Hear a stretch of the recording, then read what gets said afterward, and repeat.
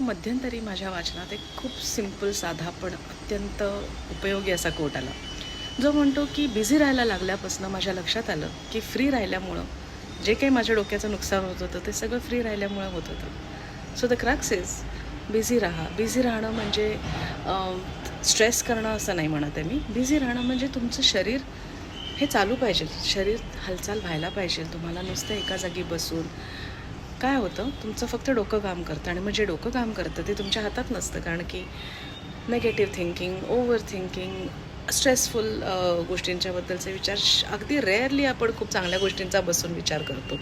So ते म्हणतात की शरीर हे हालचालीसाठी बनले आणि मेंदू जो आहे तो शांत राहण्यासाठी बनला आहे. मात्र आपलं काय होतं, बरोबर त्याच्या उलटं होतं. मेंदू सतत काम करतो आहे, आणखीन शरीर थंड आहे आणि त्यामुळे होणारे हे सगळे हेल्थ इश्यूज आणि मेंटल इश्यूज. फार मोठ्या सल्युशन्सच्या मागं लागण्यापेक्षा छोट्या छोट्या गोष्टी करायला सुरुवात करा. जसं घर डिक्लटर करणं. प्रत्येकाकडे ॲस्थेटिक सेन्स असेल असं नाही, पण प्रत्येकाकडं क्लेनलीनेस असला पाहिजे, नीटनेस असला पाहिजे आणि तो नसेल तर आणावा, आपल्यामध्ये तो आणला पाहिजे. मात्र डिक्लटरिंगने जो मेंदूसुद्धा तुमचा डिक्लटर होतो जेव्हा तुम्ही ते डिक्लटरिंग फिजिकली करत असता. डिक्लटर करणं किंवा शरीर चालू ठेवणं इन द सेन्स की काहीतरी उद्योग करणं, काहीतरी काम करणं. का नाही करायचं ना आपण, की आता माझा नवरा मिळवतो आहे किंवा माझा XYZ मिळवतो आहे तर मी कशाला काय करू. दिस इज नॉट द वे.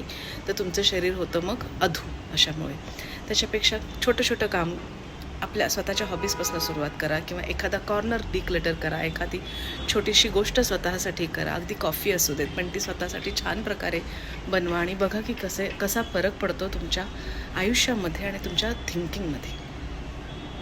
मनुष्य स्वभाव आहे की तो खूप लवकर कम्फर्टेबल होतो. मग ते पेन असलं तरीसुद्धा तो कम्फर्टेबल होतो. What is familiar to him or her is always something that he is or she is looking for.